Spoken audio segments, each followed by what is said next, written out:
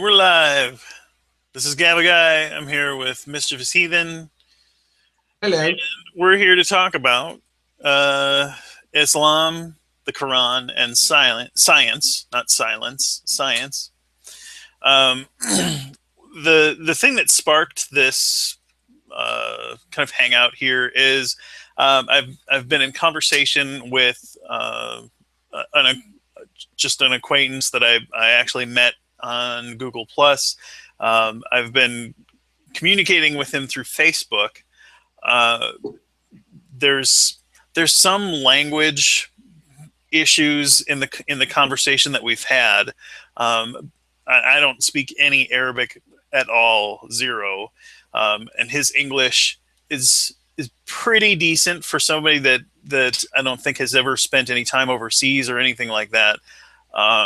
In any kind of English speaking countries, but he's, I think, learned in school and probably picked up things from the internet and what have you. But anyhow, he knows that I'm an atheist and that I used to be a Christian, and I think that fact kind of sparked his interest with me, and I think he's like, oh, this guy's not a Christian. Maybe he'll be easier to convert to Islam. So he started off the exchange with me, talking about the Quran, and I'd heard some of these arguments or heard about them, but I'd never been, had them kind of thrust at me like, here, look at this. How could you explain this? By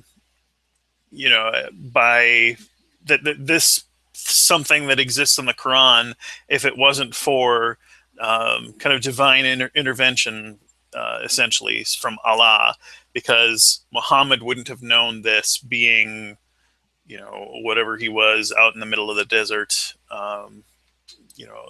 so etc. So the first argument that he presented to me was this idea of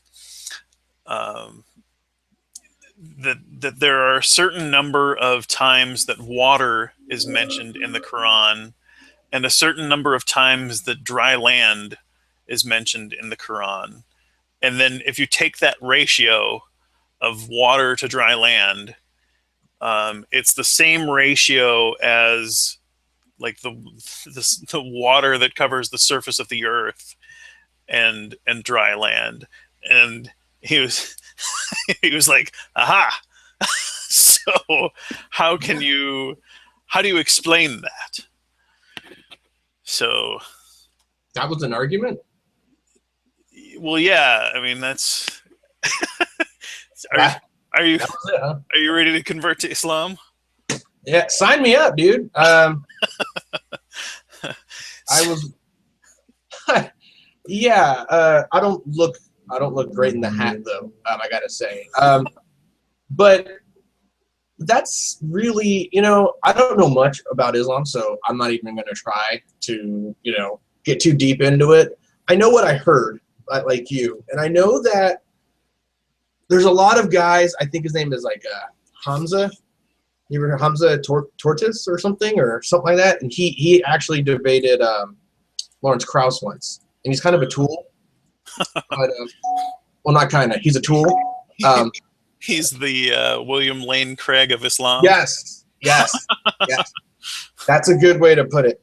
But he also, they have a lot of grand claims, like the Quran is way more scientific than the Christian Bible, just stuff like that. And I for the life of me, I'm like, okay, but they don't really get into it. And then I've never seen there isn't a whole slew of like crazy Islamic dudes like making videos. You know what I mean? Like it's always Christians because we're here in America, Right. Yeah. but right. And so we don't really hear a lot of it. But I hear it's mathematically it's like far superior than the Christian Bible. There's all sorts of stuff. You know what I mean? Like, sort Right. of, I don't know if you can even verify any of that because I don't know enough about it to say that. Right. Yeah. Well, and so in the conversation with this guy, um, I I was it was over Facebook, so I didn't have to reply immediately. It wasn't like a live conversation. Right.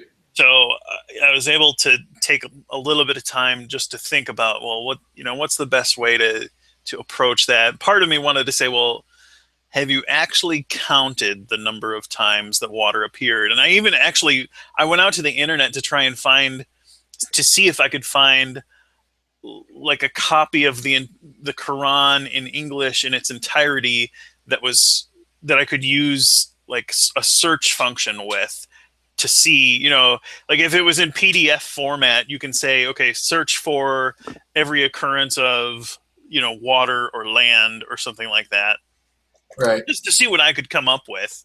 And I didn't search long or hard for it, but I wasn't able to find anything that really worked like that.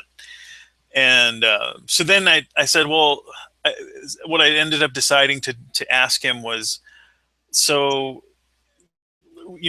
scientists tell us that there's climate change right now, and that one of the kind of effects of climate change is the melting of mountain glaciers and kind of permafrost and polar caps. The ice caps are melting. Our ocean levels will be rising, which means that ratio will change. And I said, will the occurrences of water and land words in the Quran change as that ratio changes, or will that mean that the Quran's ratio is wrong if the ratio of the world changes? And he said, hold on, I'll be right back. And then there was like a 3-month gap in the conversation. So Oh, that's awesome. yeah, I was just wondering, is he ever going to get back to me? What's happened? Well, like, I don't know. I think it was maybe yesterday. Yeah, yesterday, sometime during the day, he messaged me again and was like, "Hey, how are you doing?" And didn't pick up where we left off, but just kind of restarted. And so it made conversation again. He was talking about some kind of festival that happened at Mecca over the last few days. I don't know. I think it's like maybe the beginning of the Ramadan or something. I could be wrong about that. Like I said, there's some there's some language barrier between the two of us, and um, one of the things that he said was that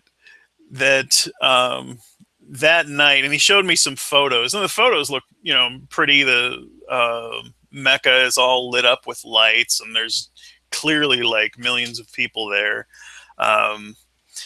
And and he was, asking if I've heard about Mecca before, and I was like, yes, I've heard of it. I would love to visit there sometime, because of the cultural significance of it is, Oh. and I think it's probably just a very beautiful place.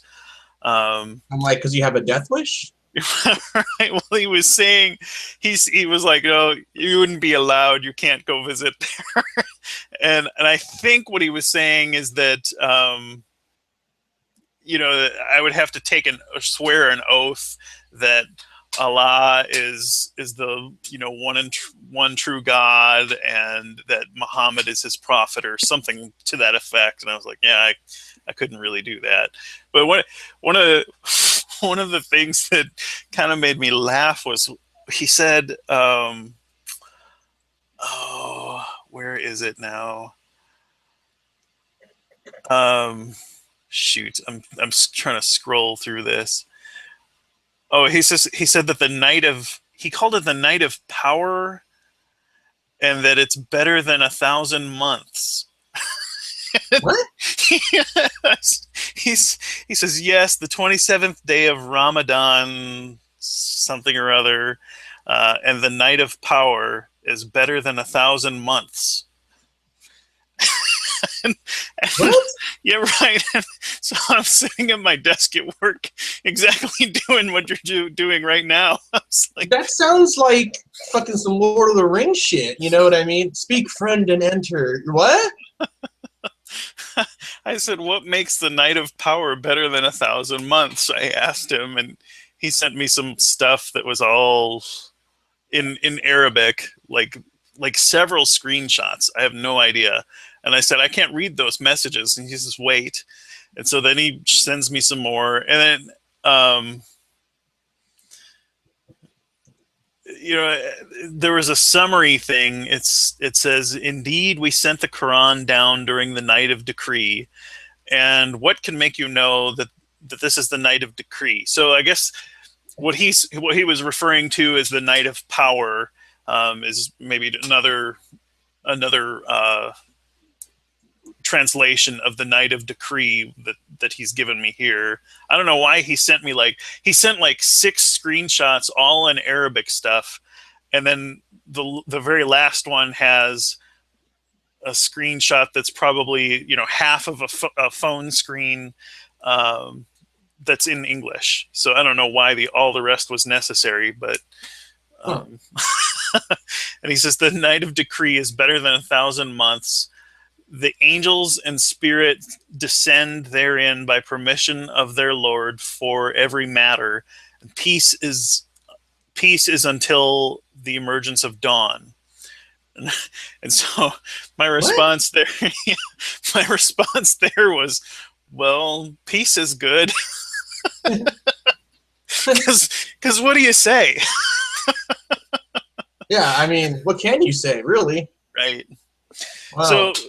So then he's describing how, what it's like there, and he says you'll see almost everyone crying, or most of the people crying with fear and hope in mercy of God to forgive them, crying sins of foregoing and delayed.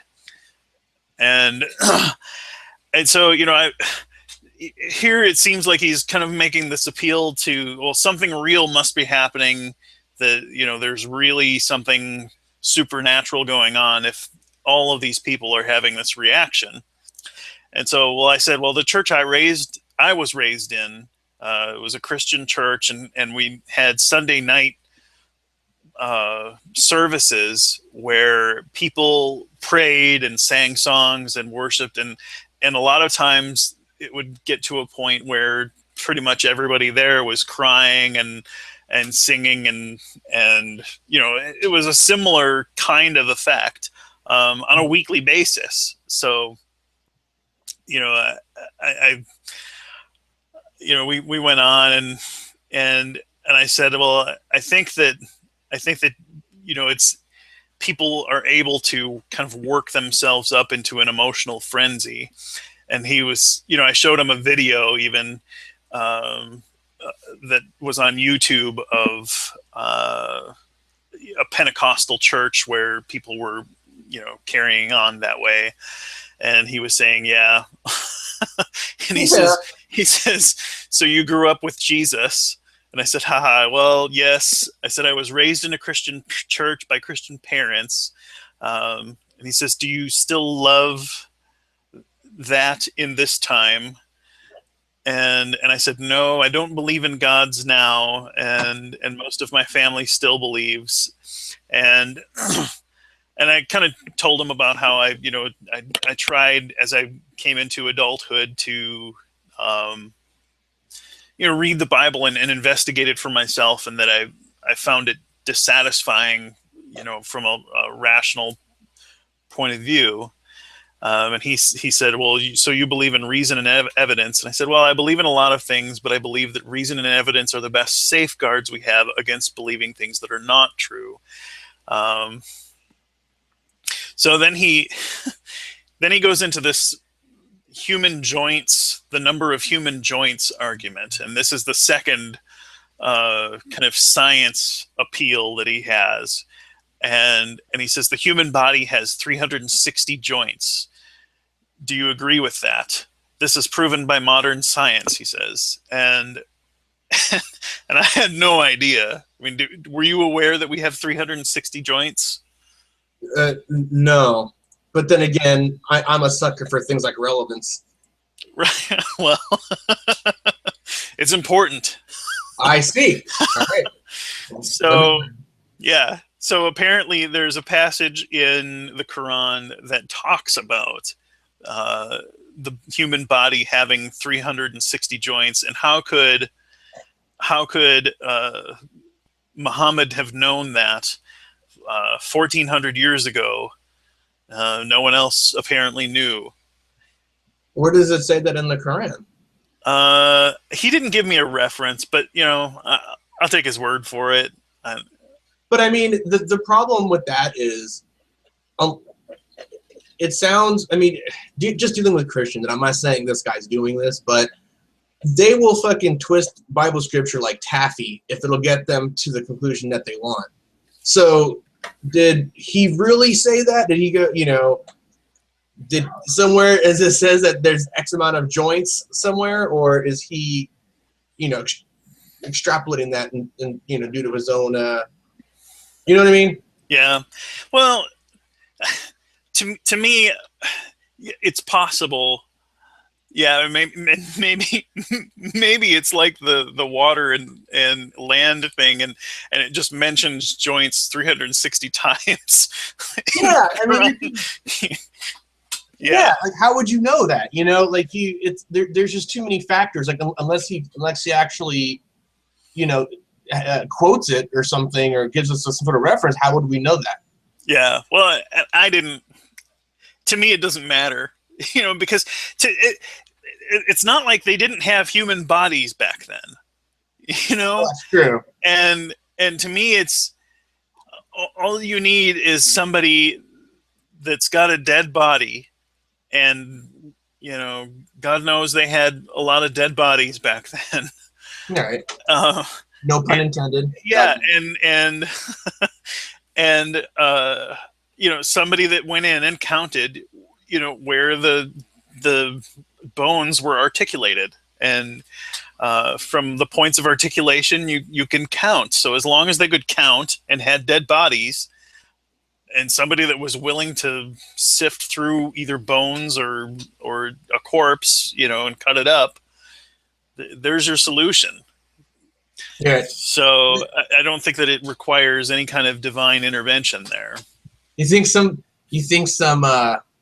crazy Arab dude like ran across a skeleton and he's all, I'm gonna count these joints. You know what I mean? Well, and there was a period of time where I guess what they call the Islamic Golden Age came after Muhammad, but there's no reason to suspect that there weren't people that had some interest in anatomy and those kinds of things, and that he couldn't have gleaned that knowledge from somewhere. Right. Well, I'm not saying it's not possible. Yeah, I'm just saying. But I mean, it's given the two options, right? I mean, of divine intervention, or or someone with a knife. I'm gonna let Occam's razor handle that one. Right. So, yeah, I think this guy is pretty young. So, and I think he's probably not encountered people who are genuinely skeptical, or at least willing to voice their skepticism in that way. I mean, maybe I'm wrong. I think he's in Egypt, so it's probably more of an open society than in some places. But maybe depending on what parts of the country he's in, and also what kinds of family and community that he's settled into. Right. I don't know. But anyways, go ahead. Oh no, go ahead. Well, we went back and forth about that, and there was definitely some disconnect there, because he was telling me about some kind of it seemed like to me that he was trying to say that there was some kind of recent discovery. And so I wasn't sure if maybe there was a recent discovery of an additional joint that brought the tally up to 2 or 360 that we didn't have before, and so now this verifies that the Quran was right. He never produced that kind of evidence, and I did Google just number of joints in the human body, and 360 was the number that I saw from several different sources that had nothing to do with the Quran or anything else. So I'm guessing that number is accurate, and it probably also depends on how you count too, because like does every intersection between vertebrae count as a joint? I think no. I think joint is a pretty specific definition. Yeah, but I mean, if you don't count those, what are we talking about? You've got your jaw, you've got your fingers and toes and ankles and knees and elbows and shoulders and hips. But I don't think that would come to 360 by any means. But we're also putting a lot of stock and thought into what I find to be biblical prophecy, like more of the same. Mm-hmm. It's no different to me than when I hear a Christian say, "Hey, the Bible said this and it came true." I mean, right. Not convinced yet. Yeah, the guy. Not right. Yet. Yeah, no, neither was I. And I tried to press him to try to understand where he was going with this kind of discovery thing, but we never got that. So then he goes into the third topic, which was like embryology, and I don't know exactly what the embryology thing is, and I mean he was kind of vague about it, and I'm glad that I've heard someone else present this as evidence prior to this conversation, because I don't think I would have had any clue what he was talking about here if it hadn't been for that. He just posted like a whole bunch of photos of embryos, and he's asking, "Do you see something like this before?" Before what? Before what? He says the Holy Quran spoke about this, and I said, did the Quran get the details of embryology right? And he said, absolutely, 100%. I've heard some criticism of what the Quran has to say about embryology, and I've also heard that there's at least some possibility that the language that's used in the Quran to describe embryological development was known by the Greeks, and came before, and so like years before, centuries before, and so it could have filtered down to where Muhammad was enough that he could have used that information, something to that effect, anyhow. So, but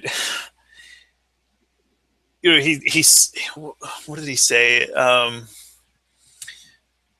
He said, well, I said, if there were any problems with the details about embryology in the Quran, would that mean that the Quran wasn't from Allah? And he says, give what you have. And I said, well, I don't have anything. I haven't studied it. And he said, okay. And I said, I'm just familiar with similar kinds of arguments made by Christians. And so this is one of the big problems, is because I have a copy of the Quran, and I've tried to read it, but it's like the Bible, only to me it's worse because I really don't even have any kind of interest in it at all. So I start reading it. Yeah, and it's not like, there's no nostalgia for me. It's all that same kind of stuff. That's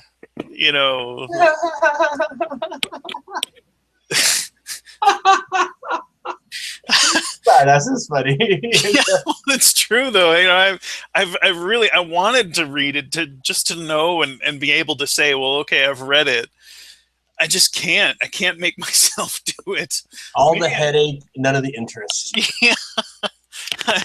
maybe I need to download like an audio copy of some of it or something and to play it.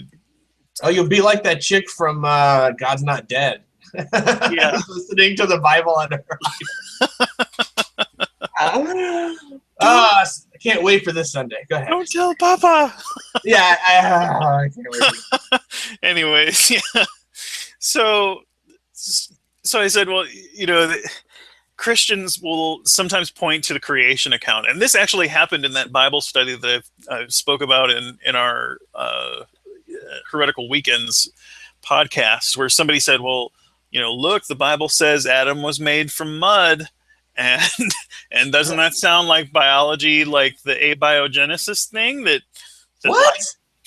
No, dude, you're fucking with me now. Honestly, no. Nobody said that, dude. You're kidding me. No, are you kidding? You've never heard this one. Yeah. So because Adam came from mud, and doesn't that sound like the what's the phrase from primordial soup or whatever? Yeah, primordial soup and whatever. What the? Yeah. So I said they'll point to those things and say, see, that's what scientists think was, like the origin of life. And I said, but they ignore things that don't align with science, like a woman being created from a rib, etc. He says, so? So? Yeah, I mean... I said, so there are apparently a lot of things that the Quran gets wrong from a scientific perspective, and there's a wiki, Wiki Islam, and I'm not sure exactly who does this, but or who was responsible for it, if it was like one of those kind of skeptics things, but in any case, it's there, and it was actually very informative and had a lot of content, because apparently the Quran gets a lot of things wrong from a scientific perspective. Surprise, surprise. The hell do you say? So, I went there and I kind of picked it's the second one. The first one, and it kind of relates to the first one anyways. The first one is geocentrism. But the second one is the setting and rising place of the sun. Here I'll post the link in the Hangout here, so you can just take a look at it too if you're so inclined. You didn't tell me I had to read. There's always a catch, isn't there? Learning. Yeah, so I scrolled down and went to this setting and the rising of the sun, and apparently in the Quran it says... Can I ask you a question? If I click on that link, is it going to open up another tab or close or take me out of this one? Should open up a new tab depending on your browser settings. You can... Oh, there it goes. If you control click, you can always open things in a new tab if you hit control while you click, unless you've got a Mac or something. Oh, you insult me, sir. Okay, I'm there. So anyways, it's apparently the authors of the Quran assume the Earth was flat and has physical places into which the sun sets and rises from.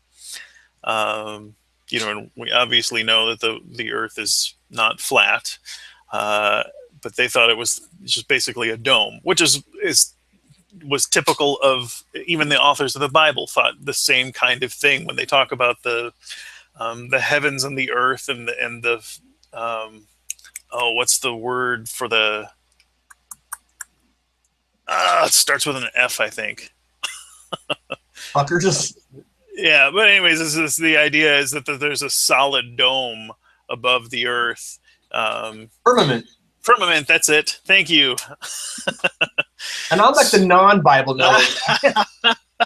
I just have brain farts that prevent me from connecting to all of the knowledge that I have in my vast brain. But the actual passage from the Quran, and there's I guess a couple of them. It says when he reached the setting place of the sun, he found it setting in a muddy spring and found a people thereabout. We said, I don't know what that word is, either punish or show them kindness. And when he reached the place of the rising sun, and this is in another passage shortly after the first one there, he found it rising on a people for whom we had appointed no shelter therefrom. So the author of the Quran thought that the sun is setting in some kind of muddy spring place, and that there are just people hanging out there living where the sun sets. Yeah. So I asked him, and he said, "Well, give me something that the Quran gets wrong." And I said, "Well, does the Quran say that the sun sets in a muddy spring?" And he said no. And he basically says, if so, then gives me where the Quran says, "Don't play with me. I know everything in the Quran from memory." Well, well, that's impressive. I said, I'm not familiar with the Quran myself, so I don't know exactly how to even give you the correct reference, but here's the reference that is included in the information I have. And I gave him that there's the little Quran 18, I don't know if it's chapter 18 verse 86 and chapter 18 verse 90. Right. And then I copied and pasted the quote. And then I said, the earth is round and spins on its axis. And this is, and for that reason, it looks like the sun goes down into the land somewhere off in the distance, from the perspective of people who are on the earth. If it was true that the sun actually set into a muddy place, I'm sure Muslims would point to it and say, look, how could Muhammad have known that the sun set like that? But when the Quran gets something blatantly wrong like this, they ignore it. And then there was a silence, although it was probably getting late his time. And he replied later, and I haven't had the chance to respond yet, but he said, okay, is the sun shines and is absent? What? Yeah.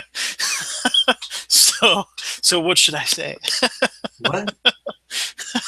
Yeah, that's what he said. He said, okay, is the sun shines and is absent, ... question mark. Yeah, no kidding, ... question mark. My sentiments exactly. Yeah.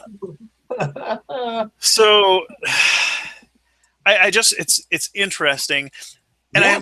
I would love for Christians and Muslims to sit down and look at each other, at the arguments that are being made from the other side, because they're so similar so frequently. And neither side would accept the other's arguments, because they could see, when you're not trying to believe the thing, you can see all the holes in it. But when you're there and they're your arguments that you're offering to support what you want, you really apparently have a lot of difficulty seeing the holes. Yeah, I mean, do you think there's a like an Islamic G-man, like who's just like this guy who, it's just they're just like, no, don't go online with that. Everyone's like, you're gonna make us look bad. Like they like to stop. Or an Islamic Rand Campbell. Yeah, I just assumed. Well, never mind. I won't go there. So I'm saying, I thought that or maybe there's some sort of like Islamic presuppositionalist where they can both like an Islamic arcane logos that they can both just sit there and just dismiss each other's opinion outright. Yeah, probably. I'm sure. It's like, but yeah, I wish I knew more about it, but I honestly don't think I would get anywhere more than I would talking to any other religious person. You know, it's one of those things where like the batting average isn't that great, fellas. You know, I mean, I wouldn't hang your hat on this.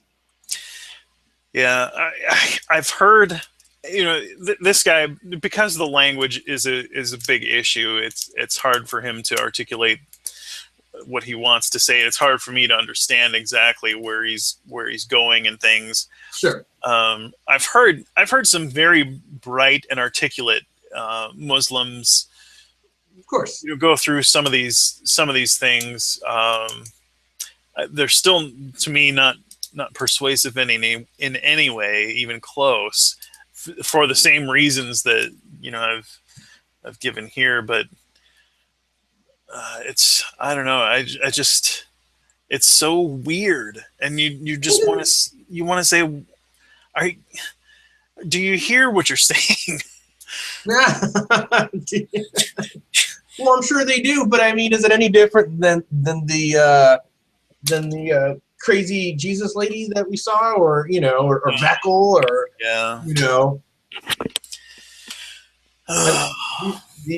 these people believe these things, and I mean, I try, whenever I get into religious talk with anybody, generally speaking, right, it's Christianity or whatever, but the new thing now is somewhere between, it's not quite deism, because like people, I don't even know what to make of deism, to be honest with you, but they're like theological fence sitters in a way, but it's, they don't really, I mean, none of it really gets you anywhere, you know what I mean? Yeah. Like essentially it's just the same stuff, like over and over again, just in a slightly different, package. Yeah. I deism doesn't bother me, there's nothing about deism that I want to say, well, that's completely ridiculous. Like I can, and this is the reason that Christian apologists and Muslim apologists always, the actual smart guys that know the weaknesses of some of these other arguments, they go to the arguments for a deist God, just because those are the closest to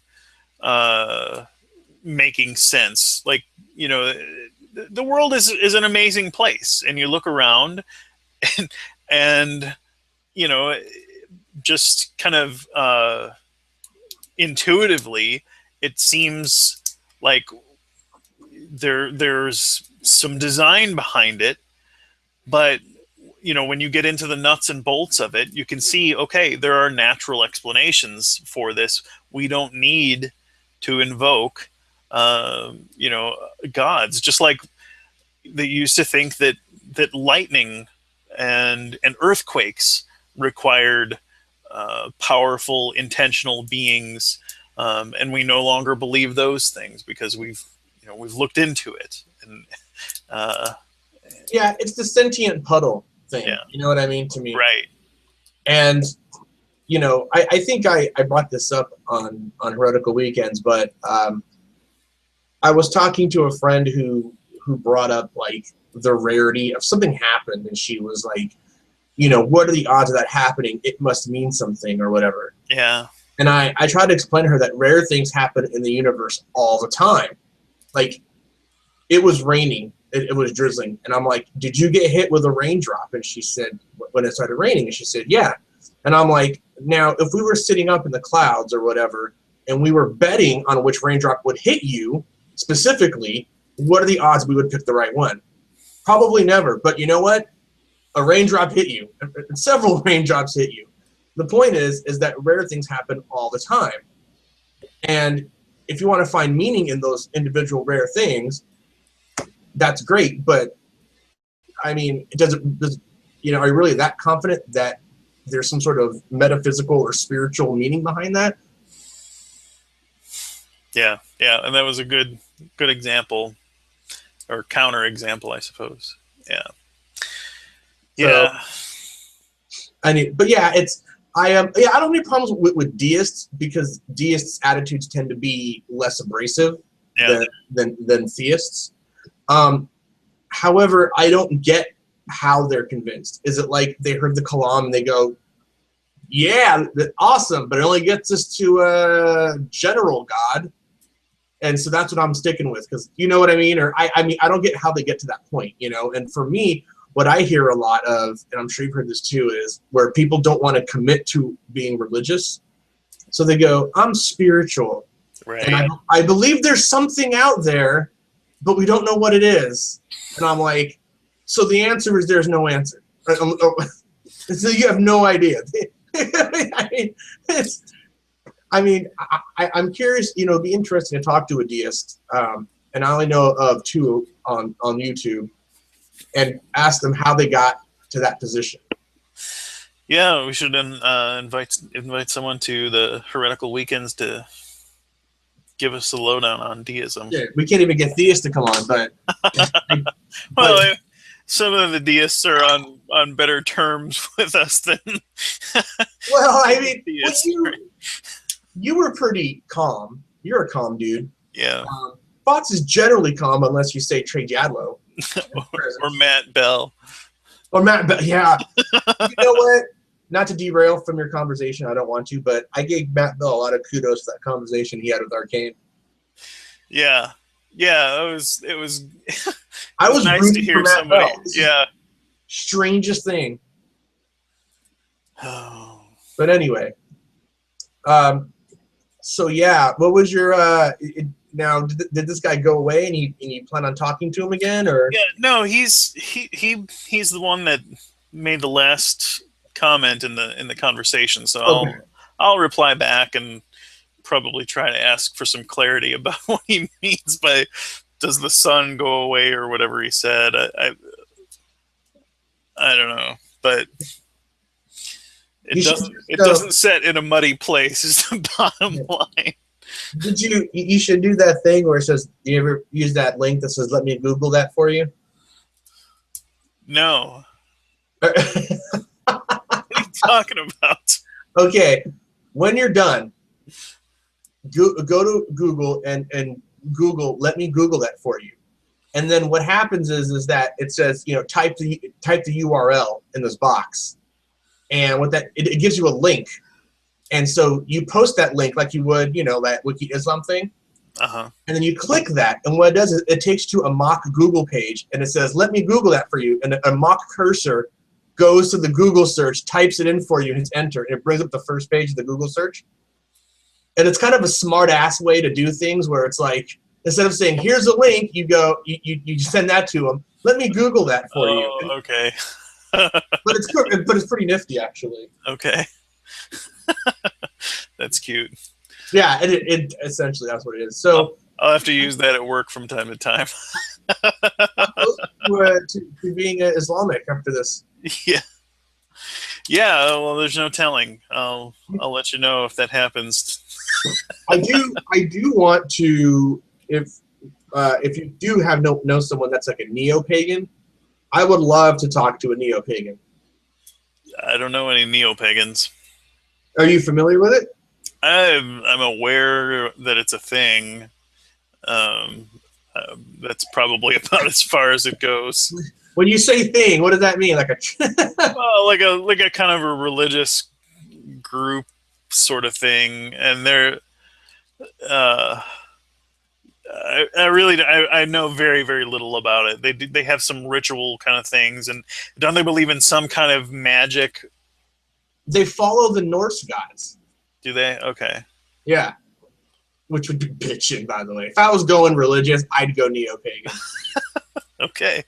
But again, I don't want to derail from your show, but that's pretty much all I got, unless you have any more questions or. Yeah, no. Well, there was one last thing that I kind of wanted to mention.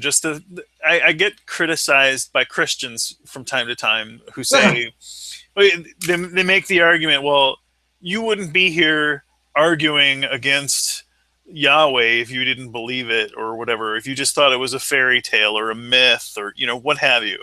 What? So basically, because you're arguing against it, it's got to be true. I've spent some time arguing with this guy who's a Muslim. So if that argument holds for Christianity, then Allah must also be true because I've spent time doing that. And the reason I spend time, arguing against Christianity to the degree and to the time commitment that I do is because that's what's in my culture. That's what I'm confronted with, and that's I disagree with it, and I think it's doing harm.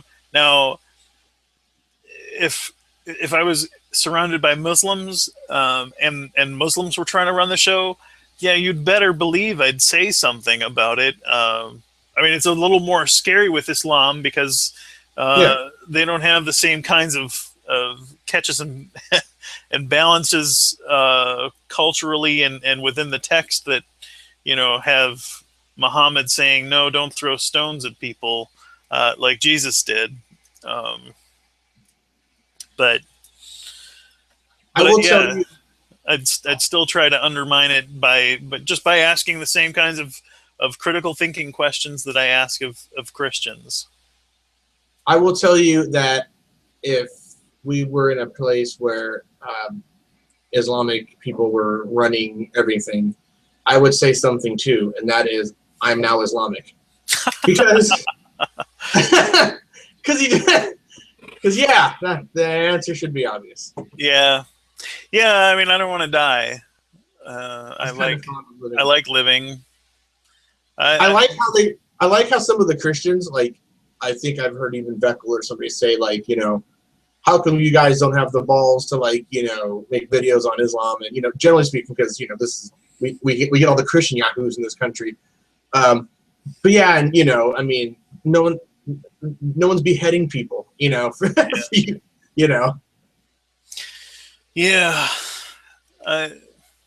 And at the same time, I would love to see,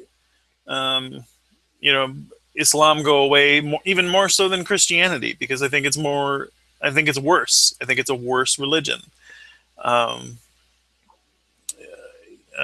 agree with Sam Harris that Islam is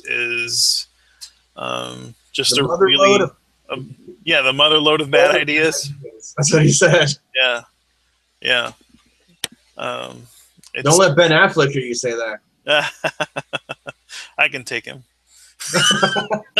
Not after his new role. he had to work out for that one. Which one was it? What? He's Batman. Oh, that's right. Yeah, I forgot about that. He's gonna be about 240 in that movie, dude. I don't know. I'm nowhere near that size, so. But I'm at 240, but it's mostly fat.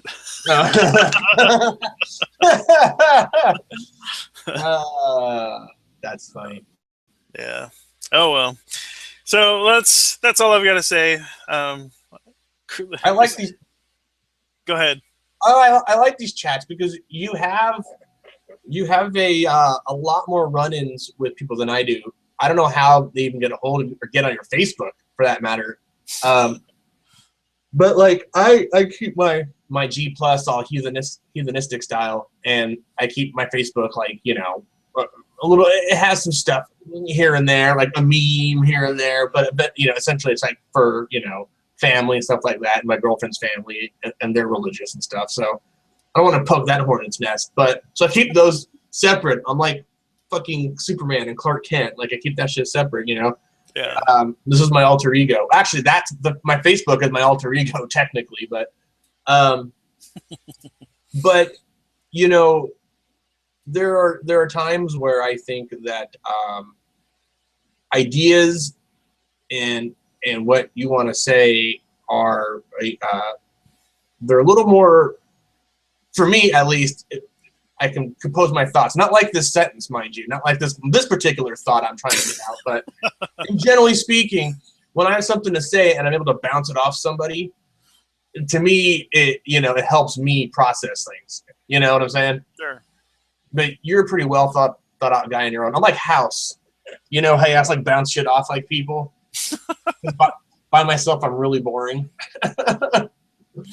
So anyway. Good stuff. Good stuff. All right. Well, All right, what? I just said, all right, man.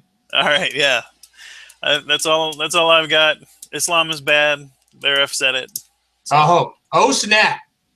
All right, man. All right. That's it. Good night, Thanks, folks. everybody. See you Sunday.